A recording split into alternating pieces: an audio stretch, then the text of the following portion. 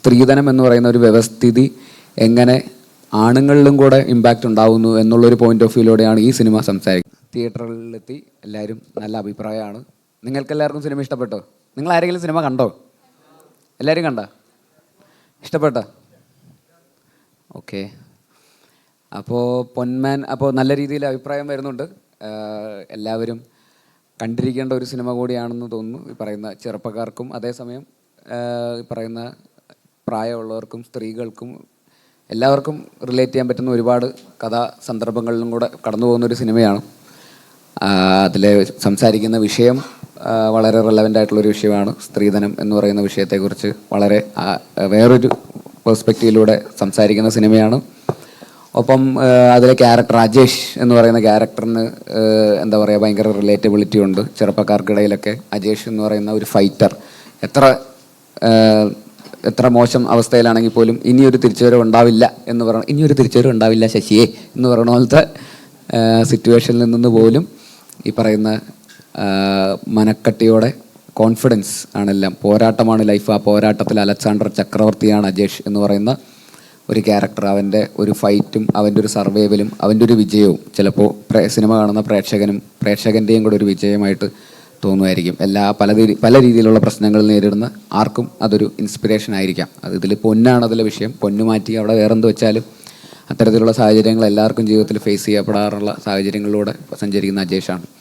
അപ്പോൾ ആ രീതിയിൽ അജേഷ് ഒരു ഭയങ്കര ഇൻസ്പിറേഷൻ ആയിരിക്കും. ആ ക്യാരക്ടറിനെ കുറിച്ചാണ് കുറേ പേര് സംസാരിക്കുന്നുണ്ട്. വിളിക്കുന്നവരൊക്കെ അതിനെക്കുറിച്ചാണ് ഏറ്റവും കൂടുതൽ ഫീഡ്ബാക്ക് തരുന്നത്. അജേഷ് ഭയങ്കരമായിട്ട് അവരെ ഇൻസ്പയർ ചെയ്തു, കണ്ണ് നിറയിച്ചു. അവസാനം അജേഷിന് വേണ്ടി കൈയടിക്കാൻ തോന്നി എന്നുള്ള അത് തന്നെയാണ് ഈ സിനിമയുടെയും വിജയം. അപ്പോൾ സ്ത്രീധനം എന്ന് പറയുന്ന വിഷയം എപ്പോഴും നമ്മൾ സ്ത്രീകളുടെ കണ്ണുകളിൽ കൂടെയാണ് നമ്മൾ ആലോചിക്കാറ്. അതിനുവേണ്ടി സഹനം അനുഭവിക്കുന്ന ഒരു സ്ത്രീ, അവളുടെ കഷ്ടപ്പാടുകളും അവളുടെ കണ്ണുനീരും എന്നൊക്കെ പറയുന്ന പോലെയൊക്കെ ആയിരിക്കും. ആ ഒരു വിക്ടിമിനെ ബേസ് ചെയ്തിട്ടായിരിക്കും പൊതുവേ സ്ത്രീധനം എന്ന് പറയുന്ന വിഷയത്തെക്കുറിച്ച് നമ്മൾ ആദ്യം ആലോചിക്കുക. പക്ഷെ അങ്ങനല്ലാതെ സ്ത്രീധനം എന്ന് പറയുന്ന ഒരു വ്യവസ്ഥിതി എങ്ങനെ ആണുങ്ങളിലും കൂടെ ഇമ്പാക്റ്റ് ഉണ്ടാവുന്നു എന്നുള്ളൊരു പോയിന്റ് ഓഫ് വ്യൂയിലൂടെയാണ് ഈ സിനിമ സംസാരിക്കുന്നത്.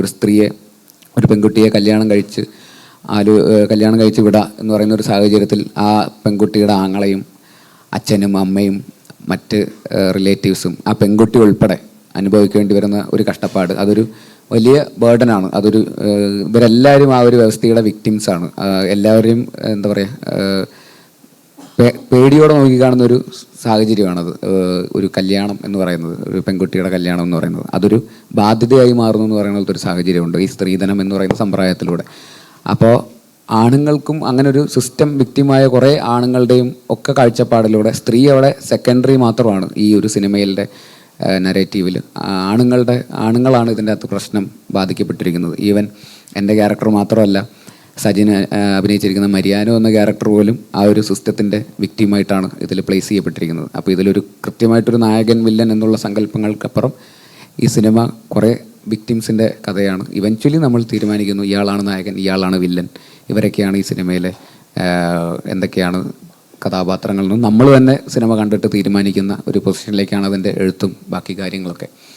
അപ്പോൾ ജ്യോതിഷേട്ടൻ്റെ ആദ്യത്തെ സംവിധാന സംരംഭമാണ്. നമുക്കറിയാം കുമ്പളങ്ങി നൈറ്റ്സും ബ്രഹ്മയോഗവും ഒക്കെ ചെയ്ത സംവിധായകൻ എന്നുള്ള നിലയിൽ, ആർട്ട് ഡയറക്ടർ എന്നുള്ള നിലയിൽ അദ്ദേഹം ഒരുപാട് പേരെടുത്തിട്ടുള്ള അവാർഡുകളൊക്കെ നേടിയിട്ടുള്ള കലാസംവിധായകനാണ്. അദ്ദേഹത്തിൻ്റെ ആദ്യത്തെ സംവിധാന സംരംഭം എന്ന നിലയിലും GR ഇന്ദുഗോപൻ സാറിൻ്റെ 4-5 ചെറുപ്പക്കാർ എന്ന് പറയുന്ന വളരെ പോപ്പുലറായിട്ടുള്ള ഒരു നോവൽ, ആ നോവൽ വായിച്ചിട്ടുള്ളവർക്ക് ഭയങ്കര എക്സൈറ്റ്മെൻ്റ് ആയിരുന്നു ഈ സിനിമ കാണാൻ. ഈ സിനിമയിൽ അവർ കണ്ട കഥാപാത്രങ്ങളും കഥാമുഹൂർത്തങ്ങളൊക്കെ എങ്ങനെ സിനിമയിലേക്ക് എത്തുന്നു എന്നുള്ള ആവേശം എല്ലാവർക്കും ഉണ്ടായിരുന്നു. അവരെല്ലാവരും ഫീഡ്ബാക്ക്സ് പറയുന്നത് അവരാരും നിരാശപ്പെട്ടില്ല. ബുക്ക് കണ്ട അതേ എക്സൈറ്റ്മെൻറ്റോ അല്ലെങ്കിൽ അതിന് മേലെയോ തന്നെ സിനിമയിലും വന്നിട്ടുണ്ട്.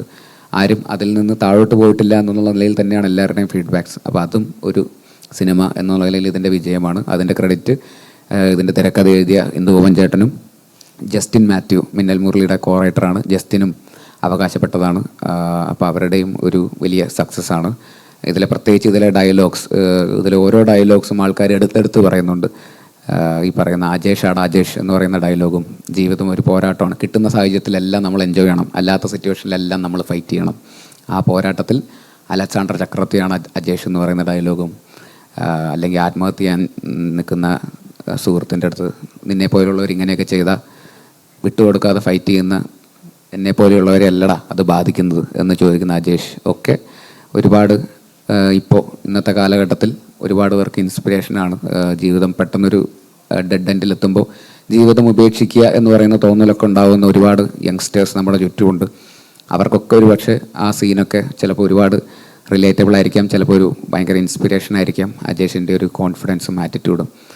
അപ്പോൾ ഓവറോൾ എല്ലാ ടെക്നീഷ്യൻസിൻ്റെയും ഇപ്പോൾ ഞാൻ ഇവരുടെ ക്യാരക്ടേഴ്സിനെ കുറിച്ച് ഞാൻ പറയുന്നില്ല, പൊതുവെ അങ്ങനെയാണ്, ഞാനെല്ലാം പറയും, പിന്നെ ഇവർക്കൊന്നും പറയാനുണ്ടാവില്ല. അതുകൊണ്ട് ഇവർ പറഞ്ഞോട്ടെ. എൻ്റെ ക്യാരക്ടർ അജേഷാണ്. ബാക്കി ഓൾറെഡി എല്ലാം പറഞ്ഞു. ഇനി ഞാൻ ബാക്കിയും കൂടി ഒന്ന് നിങ്ങളുടെ ജോലി ഞാൻ എളുപ്പമാക്കല്ലേ. നന്ദി പറയൂ. അപ്പോൾ ബാക്കി ടെക്നീഷ്യൻസ് സാനു ജോൺ വർഗീസ്, അദ്ദേഹം വിശ്വരൂപം മുതൽ വലിയ സിനിമകളുടെ ക്യാമറാമാനാണ്. ബദായി ഹോ എന്നൊക്കെ പറയുന്ന ഒരുപാട് ഹിന്ദി, തെലുങ്ക് സിനിമകളുടെയൊക്കെ ക്യാമറാമാനാണ്. അദ്ദേഹത്തിൻ്റെ മലയാളത്തിൽ അദ്ദേഹം ആർക്കറിയാമെന്ന് പറയുന്ന സിനിമ ഡയറക്റ്റ് ചെയ്തിട്ടുമുണ്ട്. അദ്ദേഹമാണ് ഇതിൻ്റെ ക്യാമറ. അദ്ദേഹത്തിൻ്റെ സിനിമാറ്റോഗ്രഫിയെക്കുറിച്ചും കൊല്ലം എന്ന് പറയുന്ന സെറ്റിങ്ങിനെ മനോഹരമായിട്ട് ഒപ്പിയെടുത്തു എന്നുള്ളതിൽ സാനു ചേട്ടനെക്കുറിച്ചും നല്ല റെസ്പോൺസസ് ആണ്. മ്യൂസിക് എടുത്തു പറയേണ്ടതാണ്. ജസ്റ്റിൻ വർഗീസിൻ്റെ മ്യൂസിക്, പാട്ടുകളൊക്കെ എല്ലാവർക്കും ഭയങ്കരമായിട്ട് പോപ്പുലറായി വരുന്നു. ഇതിലെ മ്യൂസിക് എല്ലാ മുഹൂർത്തങ്ങളെ ഭയങ്കരമായിട്ട് എലിവേറ്റ് ചെയ്യാനും അതിലെ ഹൈ മൊമെൻറ്റ്സിനെയൊക്കെ നന്നായിട്ട് എലിവേറ്റ് ചെയ്യാനും ഇമോഷണൽ രംഗങ്ങളെയൊക്കെ മനോഹരമായിട്ട് ചിത്രീകരിക്കാനൊക്കെ എലിവേറ്റ് ചെയ്യാനൊക്കെ ജസ്റ്റിന് സാധിച്ചിട്ടുണ്ട്. അപ്പോൾ ജസ്റ്റിൻ്റെയും വൺ ഓഫ് ദ ബെസ്റ്റ് വർക്കുകളായിട്ടാണ് ആൾക്കാർ സംസാരിക്കുന്നത്. അപ്പോൾ എല്ലാം കൊണ്ടും ഒരു നല്ല സെറ്റ് ഓഫ് ടെക്നീഷ്യൻസിൻ്റെയും ഒരുപാട് നല്ല സെറ്റ് ഓഫ് ആക്ടേഴ്സിൻ്റെയും ഒക്കെ ഒരു കംപ്ലീറ്റ് പാക്കേജായിട്ടാണ് ഇപ്പോൾ സിനിമ വന്നിരിക്കുന്നത്. അങ്ങനെയാണ് ഇതിൻ്റെ റെസ്പോൺസസ്. തീർച്ചയായിട്ടും